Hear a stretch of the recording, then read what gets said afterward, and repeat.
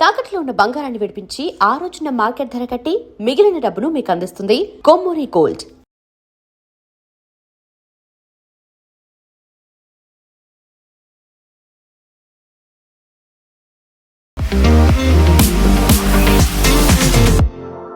సుభాష్ చంద్ర బోస్ 129వ జయంతి ఈ రోజు.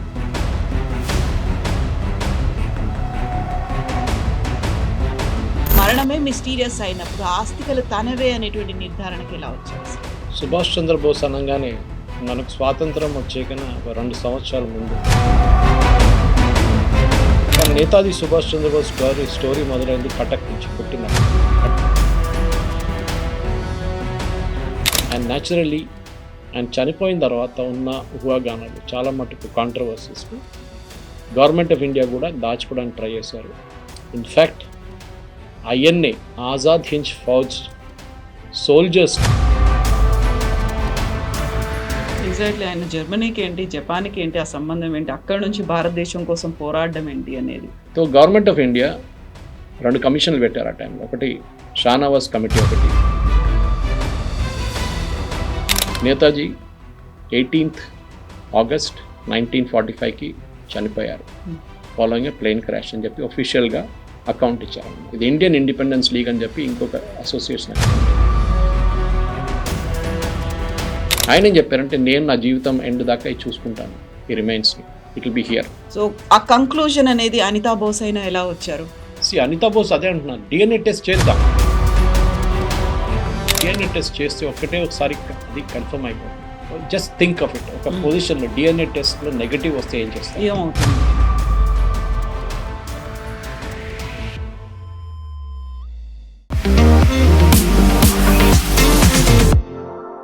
నమస్తే, నేను Kavitha. Welcome to I dream news and నిజాలు. సుభాష్ చంద్ర బోస్ 129వ జయంతి ఈ రోజు.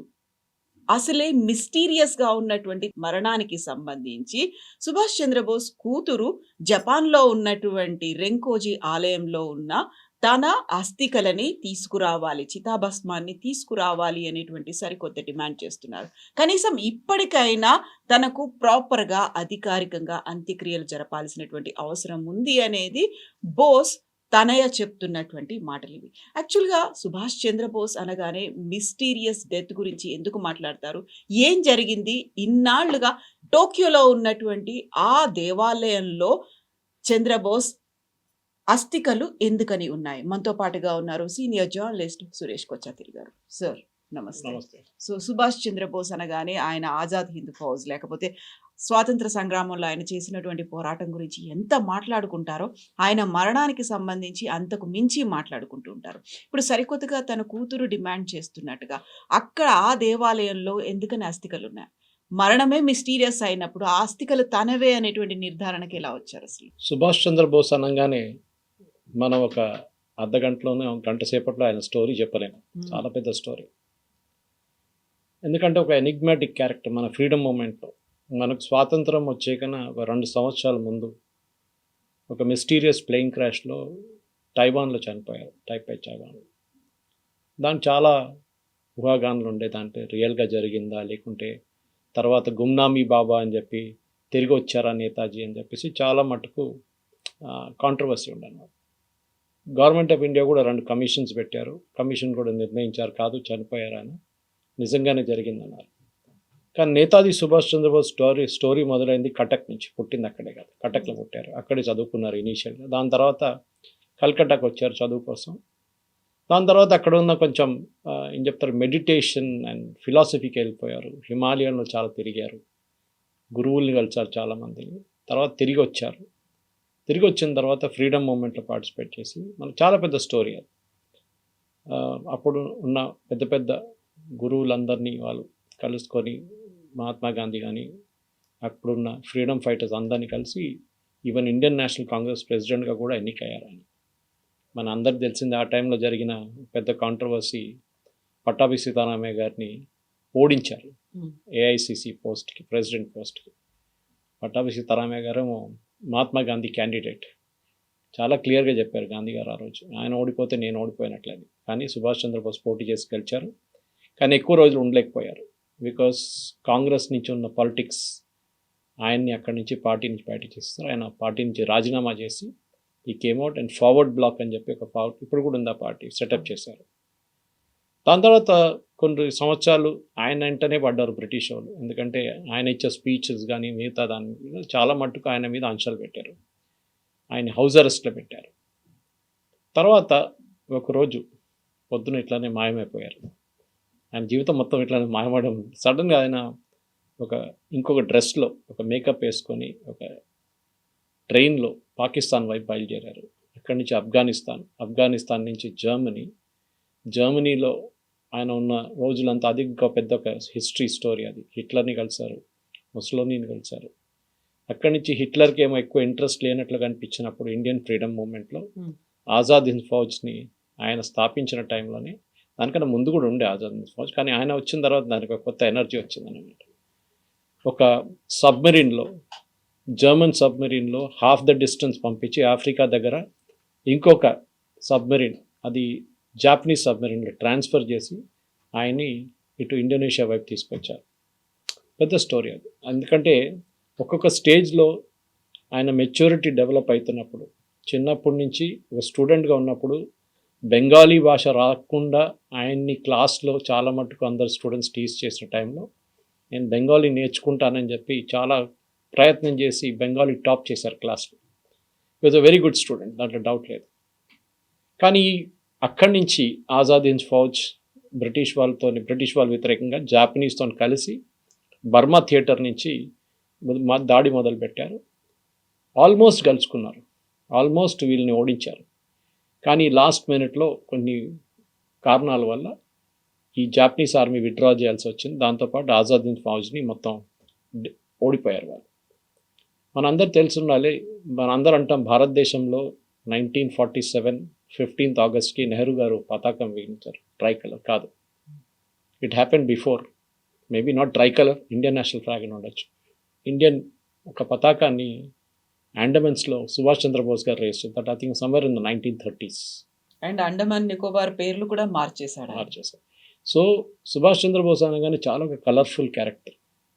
అండ్ న్యాచురల్లీ ఆయన చనిపోయిన తర్వాత ఉన్న ఊహాగానాలు చాలా మటుకు కాంట్రవర్సీస్ని గవర్నమెంట్ ఆఫ్ ఇండియా కూడా దాచుకోవడానికి ట్రై చేశారు. ఇన్ఫ్యాక్ట్ ఐఎన్ఏ ఆజాద్ హింద్ ఫౌజ్ సోల్జర్స్ని జవహర్లాల్ నెహ్రూ కోర్ట్ మార్షల్ చేయించారు. ఆలోచించండి, అంటే వాళ్ళ మీద లీగల్గా చర్యలు చేయించారు. ఎందుకంటే భారతదేశం వ్యతిరేకంగా పోరాటం చేశారని చెప్పి జవహర్లాల్ నెహ్రూ రెడ్ ఫోర్ట్లో చాలామంది లీడింగ్ ఐఎన్ఏ ఆఫీసర్స్ని ఒక ట్రయల్ చేయించారు. దాని తర్వాత దాన్ని డిస్బాండ్ చేయాల్సి వచ్చింది, కొంతమందికి శిక్షణ కూడా పడింది. కానీ దాని తర్వాత it was a big controversy. తో నెహ్రూ కూడా పక్కన జరిపోయారు దాని నుంచి. సో ఐఎన్ఏ ఇప్పుడు కూడా ఐఎన్ఏ వాళ్ళ చాలామంది వాళ్ళ గ్రాండ్ చిల్డ్రన్ కానీ వాళ్ళ ఇప్పుడు కూడా పెన్షన్ వస్తున్న చాలామంది ఉంది, వాళ్ళు ఇప్పుడు కూడా దాని గురించి మాట్లాడుతూ ఉంటారు. సుభాష్ చంద్రబోస్ అనగానే బహుశా పటేల్ గారు లాగా మాట్లాడుతున్నట్టు ఆయన మన ప్రధానమంత్రిగా ఉండి మన దేశం ఎట్లా ఉంటుండే. కానీ చాలామంది ఆయన్ని ఒక హిట్లర్ని కలిసిన తర్వాత ఒక నెగటివ్ లైట్లో చూస్తున్నారు. ఎందుకు హిట్లర్ని కలిశారు, ఎందుకు జాపనీస్తో కలిశారు సెకండ్ వరల్డ్ వార్ టైంలో, ఎందుకు భారతదేశం మీద దాడి చేయాల్సి వచ్చింది.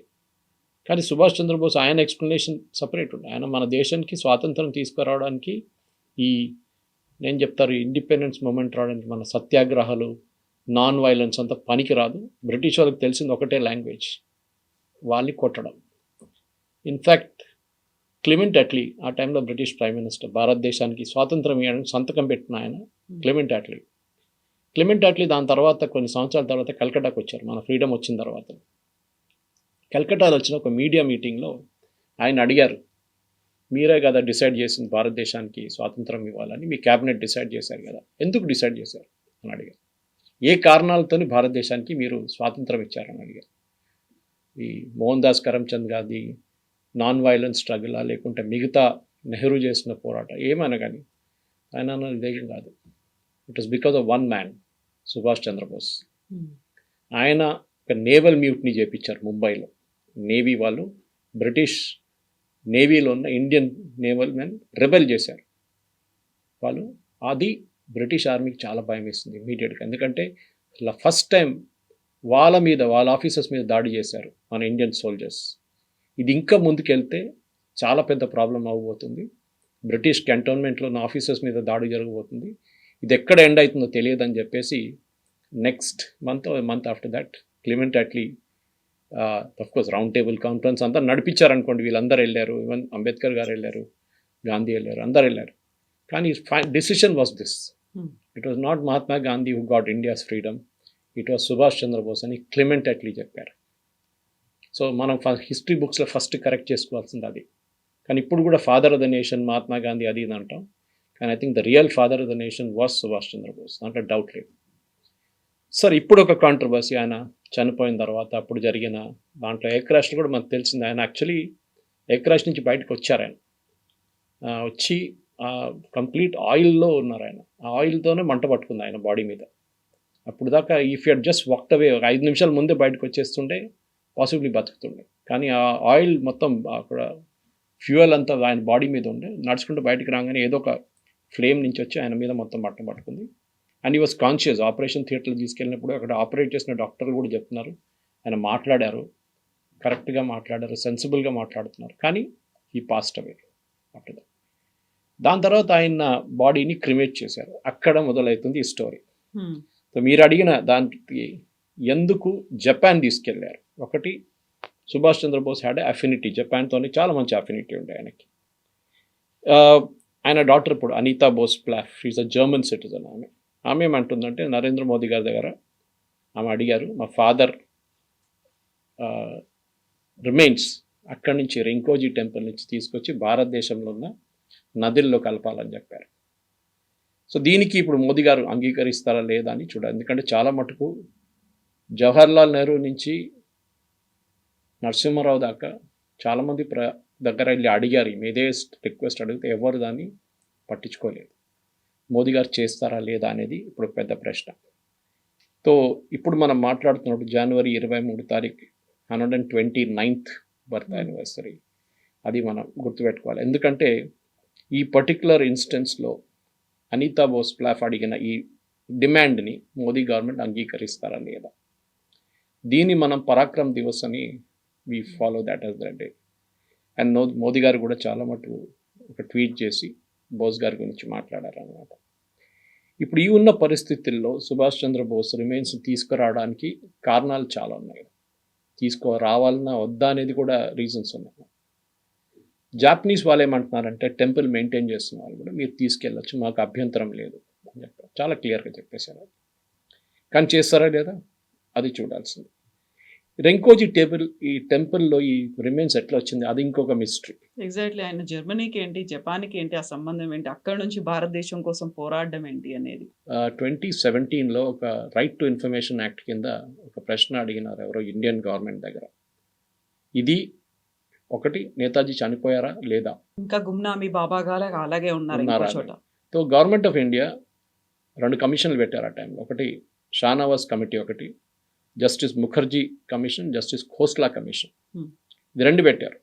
ఈ రిపోర్ట్స్ అన్ని కన్సిడర్ చేసి వీళ్ళు ఏమన్నారంటే నేతాజీ 18th August 1945కి చనిపోయారు ఫాలోయింగ్ ఏ ప్లేన్ క్రాష్ అని చెప్పి ఒఫీషియల్గా అకౌంట్ ఇచ్చారన్నమాట.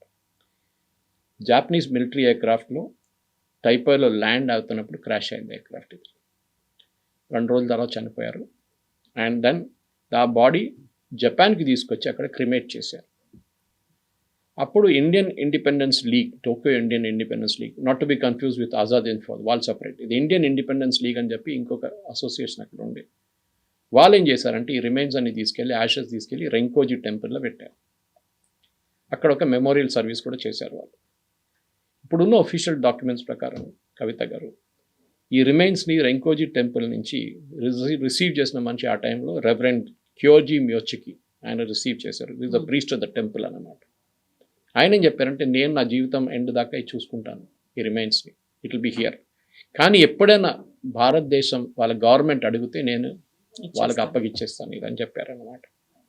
సో ఎవ్రీ ఇయర్ ఇప్పుడు కూడా ప్రతి సంవత్సరం నేతాజీ గారి మెమోరియల్ సర్వీస్ నడుస్తుంది. ఆయన చనిపోయిన రోజు అక్కడ వీళ్ళందరూ వస్తారు, ఇండియన్ ఎంబసీ ఆఫీషియల్స్ వస్తారు. అది కాకుండా in fact the government of India ఈ రెంకోజీ టెంపుల్ని మెయింటైన్ చేయడానికి కూడా డబ్బులు ఇస్తారు. ఆర్టీఏ ప్రకారం అప్పుడు కూడా ఒక ఆర్టీఏ తీసుకుంటున్న ఒక ఫైలింగ్లో 2005లో అనుకుంటాను, 67 నుంచి 2005 దాకా ఆల్మోస్ట్ 52 లక్షల రూపాయలు మనం ఖర్చు పెట్టాం టు మెయింటైన్ ద టెంపుల్. ఇంకొంచెం అంత పెద్ద అమౌంట్ ఏం కాదు. ఇప్పుడు మనం 2026లో ఉన్నాం. So another you can add 20 more years to it అనమాట. కానీ దీన్ని తీసుకురావడానికి బోస్ గారు రిమైన్స్ తీసుకురావడానికి ట్రై చేస్తారా లేదా అనేది ఒక సీక్వెన్స్ ఉంది, నేను చెప్తాను. ఈజీగా తీసుకెళ్ళిపోవచ్చు అనేది ఆయన చెప్పిన తర్వాత ఇన్నేళ్ళు ఎందుకు పట్టింది అనేది 1950s నెహ్రూ గారు అప్పుడు గవర్నమెంట్ ఆఫ్ ఇండియా బోస్ని ఆషెస్ని తీసుకురావడం భారతదేశానికి అని చెప్పి ఒక ప్రపోజల్ వచ్చిందనమాట. కానీ వాళ్ళ ఫ్యామిలీ అంగీకరించలేదు ఆ టైంలో. వాళ్ళు అన్నారు చనిపోలేదు, ఇంకా బతుకున్నారని. That is the point of dispute. ఆ టైంలో ఫ్యామిలీ అంగీకరించట్లేదు, లేదు బోస్ ఇంకా ఈ సర్వైవ్ ద క్రాష్, ఇది ఒక కాన్స్పిరసీ థియరీ అని చెప్పి ఈ 2 కమిషన్లు ఇదేం పనికిరావు అని చెప్పారనమాట. దాని తర్వాత చాలా మటుకు జాపనీస్ గవర్నమెంట్ కూడా ఢిల్లీని అప్రోచ్ అయ్యారు. మన గవర్నమెంట్ ఆఫ్ ఇండియా ఢిల్లీలో అప్రోచ్ అయ్యి మీరు తీసుకెళ్ళండి, ఇట్ ఇస్ యువర్ ప్రాపర్టీ, మీరు తీసుకెళ్ళండి. కానీ ఆ టైంలో ఉన్న కాంగ్రెస్ రెజీమ్ అంత ఫేవరబుల్గా లేకుండా, ఎందుకంటే నెహ్రూ నెవర్ లైక్డ్ బోస్. నెహ్రూకి బోస్కి అస్సలు పడదు. ఎందుకంటే నెహ్రూకి ఎప్పుడు ఒక భయం ఉండే, దట్ ఒకరోజు నేను ప్రధానమంత్రి కాలేను, బోస్ లేకుంటే పటేల్ వీళ్ళిద్దరిలో ఒకరు అవుతారని చెప్పి ఒక డౌట్ ఉండే. అండ్ బోస్ ఎప్పుడు కూడా నేను చెప్పాను చూడండి, కాంగ్రెస్లో ఉన్నప్పుడు ఒక రెబెల్గా ఉండే ఆయన. ఎప్పుడు చెప్తుండే ఇదంతా పనికిరాదు, ఈ నాన్ వైలెన్స్, బ్రిటిష్ వాళ్ళు భయపడరు, స్వాతంత్రం రాదు, మనకు కావాలంటే వీళ్ళకి తెలిసింది ఒకటే లాంగ్వేజ్, వీళ్ళని అటాక్ చేయాలి, ఆర్మ్డ్ అటాక్ నడుస్తూనే మనకు స్వాతంత్రం వచ్చిందని చాలా మటుకు క్లియర్గా నేతాజీ చెప్పారు అనమాట. బ్లడ్ ఇవ్వండి, నేను మీకు దేశానికి స్వాతంత్రం తీసుకొస్తాను. సో విన్స్టన్ చర్చిల్ దాని తర్వాత యూజ్ చేశారు అదే statement, give me blood tears and toy, I will give you the freedom. కానీ సుభాష్ చంద్ర కదం కదం బడాయేజా ఖుషీకే గీత్ గాయేజా అవన్నీ నేషనల్ యాంథమ్ అని చెప్పచ్చు. ఇప్పుడు కూడా మన రిపబ్లిక్ డేలో అది వస్తుంది అనమాట. దాని తర్వాత చాలా మటుకు ట్రై చేశాను, కానీ కాంగ్రెస్కి నెహ్రూ గారు ఉన్నప్పుడు దాకా అసలు ఇంట్రెస్ట్ లేకుండే. ఇన్ఫ్యాక్ట్ ఈవెన్ ఇందిరాగాంధీ టైంలో కూడా ట్రై చేశారు. దానికన్నా ముందు మొరార్జీ దేశాయ్ 79లో మొరార్జీ దేశాయ్ గారు ప్రధానమంత్రిగా ఉన్నప్పుడు ఒక జాపనీస్ మిలిటరీ ఇంటెలిజెన్స్ ఆఫీసర్, ఆయనకి ఐఎన్ఏతో సంబంధం ఉండే ఆ టైంలో, ఆయన వచ్చి కలిసి ఈ రిమైన్స్ తీసుకెళ్ళండి రెంకోజీ టెంపుల్ నుంచి అని చెప్తే he was very positive. Because after all non Congress, Morarji was a Congress man, but still ఆయన ఏమంటే రెడీ, ఐఎమ్ రెడీ అన్నారు. కానీ దాని కొన్ని రోజుల తర్వాతనే ఆయన పోస్ట్ పోయింది, ఆయన రిజైన్ చేయాల్సి వచ్చింది. మళ్ళీ అక్కడ ఆగిపోయింది అనమాట. ఇది ఇండియా టుడే మ్యాగజైన్లో మీకు ఈ రిపోర్ట్ కనిపిస్తుంది. యాక్చువల్లీ ఆ టైంలో నేను ఇండియా టుడే ఆర్కైవ్స్ తీస్తే దాంట్లో ఈ రిపోర్ట్ ఉందన్నమాట. దాని నుంచి నేను తీసుకున్న డీటెయిల్స్. దాని తర్వాత ఇందిరాగాంధీ గారు ఉన్నప్పుడు కూడా ఈ ట్రై చేశారు. జాపనీస్ ఆర్మీ ఆఫీసర్స్ వచ్చి that Japan ship building industry వాళ్ళ చైర్మన్ ఒకరు ఉన్నారు, రియోచి సగవాసా అని. ఆయన ఈ will ready to bear the cost, అంటే జపాన్ నుంచి ఇక్కడ తీసుకురావడానికి మీకు డబ్బులు లేదా, మీరు ఇంట్రెస్ట్ లేకుండా మా షిప్ బిల్డింగ్ ఇండస్ట్రీ వాళ్ళు రెడీగా ఉన్నారు. They were so attached. Japanese అంటే వాళ్ళకి నేతాజీ అనగానే చాలా రెస్పెక్ట్ ఉన్నాయి. సో ఇది తీసుకెళ్ళండి, కావాలంటే మేమే అది తీసుకొస్తాము, ఇక్కడ కావాలంటే పర్మనెంట్గా మేము ఒక బిల్డింగ్ కూడా కట్టిస్తాం, మెమోరియల్ కట్టిస్తాం ఢిల్లీలో అని చెప్పారు. కానీ ఇందిరాగాంధీ అది పట్టించుకోలేదు. Because again she was like a father. Bose అంటే ఒక నాన్ ఎంటిటీ వాళ్ళ ఫ్యామిలీలో. దాని తర్వాత నరసింహరావు గవర్నమెంట్కి వచ్చినప్పుడు కవిత గారు తర్వాత కూడా ఇది మళ్ళీ రెంకోజీ టెంపుల్ నుంచి తీసుకురావాలని చెప్పి ప్లాన్ పెట్టారు 1997లో. కానీ అది అప్పుడు కూడా క్యాన్సిల్ అయిపోయింది. అది ఇన్ఫ్యాక్ట్ అనితా ప్లస్ ఆ టైంలో ప్రణబ్ ముఖర్జీ గారిని కలిసారు. ఈ was the foreign minister then. ఆయన కలిసి అన్నారంట, అప్పుడు జర్మనీకి వెళ్ళినప్పుడు ఒకసారి కలిసి ఇట్లా మనం రిమైన్స్ తీసుకురావడం అంటే అడిగారు. ప్రణబ్ ముఖర్జీ గారు అడిగారు, మీరు రెడీ ఉంటే తీసుకొస్తారంటే I need to consult the family అని చెప్పారు. కానీ ఎందుకంటే ఈ బోస్ వాళ్ళ ఫ్యామిలీ అప్పుడు కూడా ఒక కన్సెన్సస్కి రాలేకపోయారు. కొంతమంది ఎస్ అన్నారు, కొంతమంది నో అన్నారు, కొంతమంది అక్కడే ఉన్నాయండి అది అన్నారు. సో అక్కడే షెల్వ్ అయిపోయింది అనమాట. అది 1998లో మళ్ళీ అనిత మెట్ ఇందర్ కుమార్ గుజరాల్, అప్పుడు ప్రధానమంత్రిగా ఉన్నప్పుడు ఆయన గెలిచారు. ఆయన దాని తర్వాత లెటర్ రాసి ఆయన దగ్గర అడిగారంట, ఇది తీసుకొద్దామా అక్కడి నుంచి అని.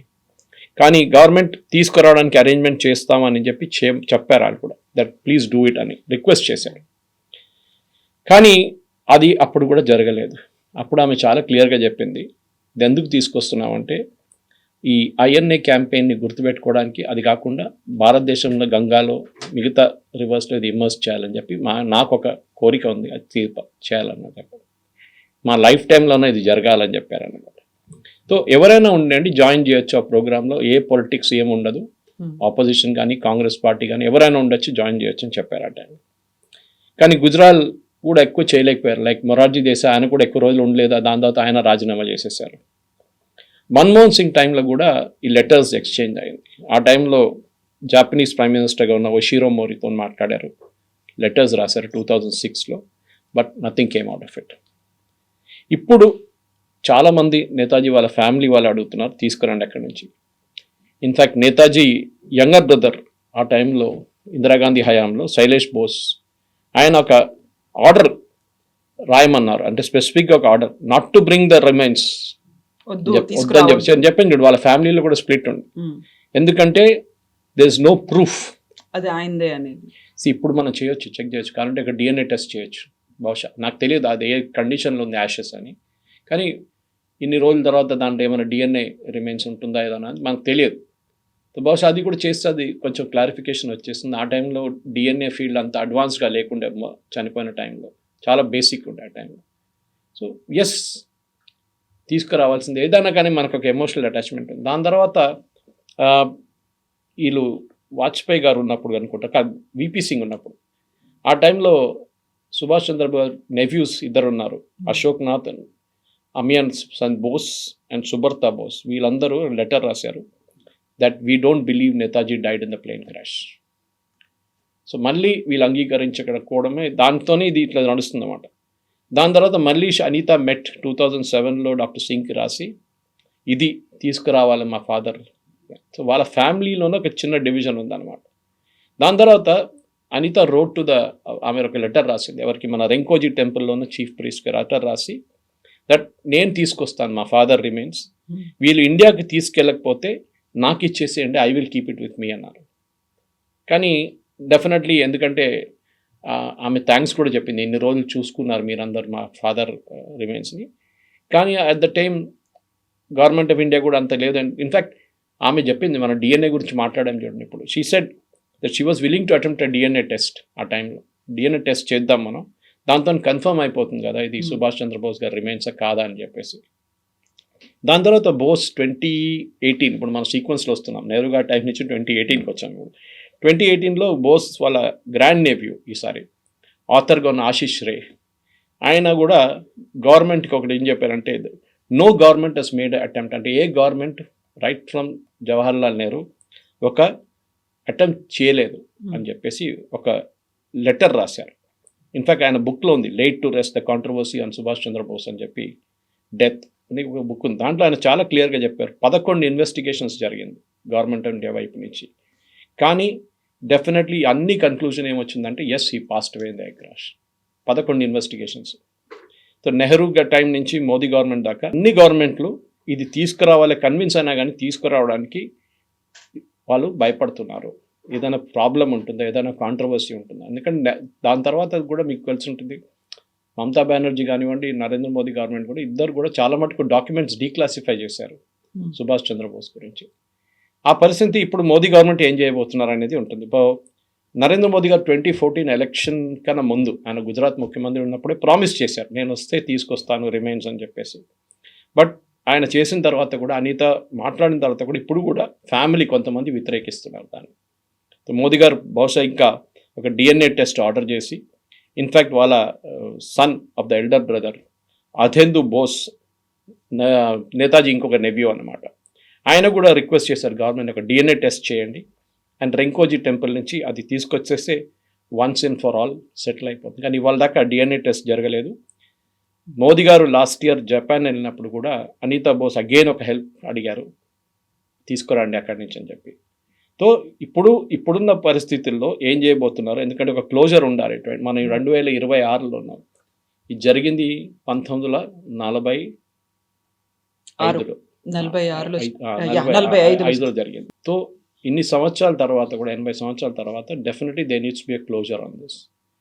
ఎందుకంటే నేతాజీ అనగానే నేను ఇప్పుడు కూడా I still believe that Mahatma Gandhi కానీ, జవహర్లాల్ నెహ్రూ కానీ, వీళ్ళకి అందరికన్నా ఒక హయ్యర్ ప్లాట్ఫామ్లో నేతాజీ ఉన్నారు. ఎందుకంటే ఆయన కష్టపడ్డారు. ఆయన ఈ వాజ్ వెరీ రిచ్ ఫ్యామిలీ, వాళ్ళ ఫాదర్ కూడా చాలా పెద్ద లాయర్ ఉండే. ఇది కూడా ఆయన ఒక మంచి లైఫ్ ఇండియాలో లీడ్ చేసుకుంటే ఏం ప్రాబ్లం లేకుండా ఉండొచ్చు. కానీ ఆయన ఇంత కష్టపడ్డారు. ఎందుకు ఇంత ఒక జర్మనీకి ట్రావెల్ చేసి ఒక ఆఫ్ఘనిస్తాన్ రూట్ నుంచి వెళ్ళి ఒక మేకప్ వేసుకొని అట్లా వెళ్ళినా ఎందుకు? అదని ఇక్కడ చేసుకోవచ్చు కదా, ఇక్కడ కూర్చొని వీళ్ళందరూ ఎంజాయ్ చేశారు కదా ఇక్కడ ఉన్న ఇండియన్ నేషనల్ కాంగ్రెస్లో. ఇది ఎంత కష్టపడి అక్కడ వెళ్ళి హిట్లర్ని కలవలేకపోయారు ఫస్ట్, దాన్ని హిట్లర్ సెకండ్ ఇన్ కమాండ్ని కలిశారు, చాలా రోజులు వెయిట్ చేశారు. అక్కడ నుంచి ఒక రేడియో స్టేషన్ లాంచ్ చేశారు, బెంగాలీలో ఈవెన్ తెలుగులో టెలికాస్ట్ చేశారు, బ్రాడ్కాస్ట్ చేసేటోళ్ళు ఆ రోజులో, స్పెషల్ రేడియో బ్రాడ్కాస్ట్ ఇండియాకి. ఇంత కష్టపడి దాని తర్వాత ద లాంగెస్ట్ సబ్మరీన్ వాయేజ్ అంటారు ఆ టైంలో. నేను చెప్పాను చూడండి, హాఫ్ ద రూట్లో జర్మన్స్ తీసుకొచ్చారు. వాళ్ళు అన్నారు అక్కడి నుంచి మేము ముందుకు వెళ్ళలేము, ఎందుకంటే అలైడ్ ఫోర్సెస్ ఉన్నారు, వాళ్ళు సబ్మరీన్ని టార్పిడో చేస్తే మళ్ళీ బోస్ కాదు ఎవరు దొరకరు దాని తర్వాత అని చెప్తే దెన్ ది జాపనీస్ కేమ్ అని అక్కడి నుంచి వాళ్ళు తీసుకెళ్లారు ఆఫ్రికా నుంచి. ఇంత కష్టపడి ఇంత ఫైట్ చేసి ఐఎన్ఏ సెటప్ చేసిన తర్వాత కూడా వాళ్ళని మోటివేట్ చేసి వాళ్ళకి ఆయుధాలు కావాలి తెప్పించుకొని బర్మా థియేటర్లో ఉండి ఆయన పర్సనల్గా లీడ్ చేసిన ఒక ఆపరేషన్ అది. కానీ ఇవాళ కూడా గవర్నమెంట్ ఆఫ్ ఇండియా ఆ రోల్ని అంగీకరించట్లేదు. ఐ థింక్ బోస్ గారిది అన్నిటికంటే పెద్ద, మోదీ గారిని అదొకటి మెచ్చుకోవాలి, మోదీ గారు చేసింది. కర్తవ్య పథ్లో కింగ్ ఎడ్వర్డ్ ఇది ఉన్న ప్లేస్లో అక్కడ సుభాష్ చంద్రబోస్ స్టాచ్యూ పెట్టారు తీసుకొచ్చి. చాలా సంవత్సరాల నుంచి వేకెంట్గా పడి ఉండేది. And that is the most important. ఆయన అంగీకరించారు. కానీ చాలా పుస్తకాలు, చంద్రచూడ్ బోస్ నా ఫ్రెండ్, ఆయన రాసిన అనూజ్ థర్, శ్రీజిత్ పనికర్, వీళ్ళందరూ చాలా మటుకు రీసెర్చ్ చేసి చంద్రచూడ్ బోస్ రాసిన పుస్తకం మీద నేను కూడా ఈ డీటెయిల్స్ అన్ని దాని నుంచి చాలా మటుకు వచ్చిందనమాట. ఇట్స్ అ వెరీ, ఎందుకంటే ఆ కాంట్రవర్సీ వీళ్ళు కూడా అంగీకరించట్లేదు. చంద్రచూడ్ బోస్ వాళ్ళందరూ కూడా గుమ్నామీ బాబా ఉన్నారు, గుమ్నామీ బాబా కనిపించారు భారతదేశంలో అంటారు, కానీ కన్క్లూజివ్ ప్రూఫ్ ఎక్కడ లేదు.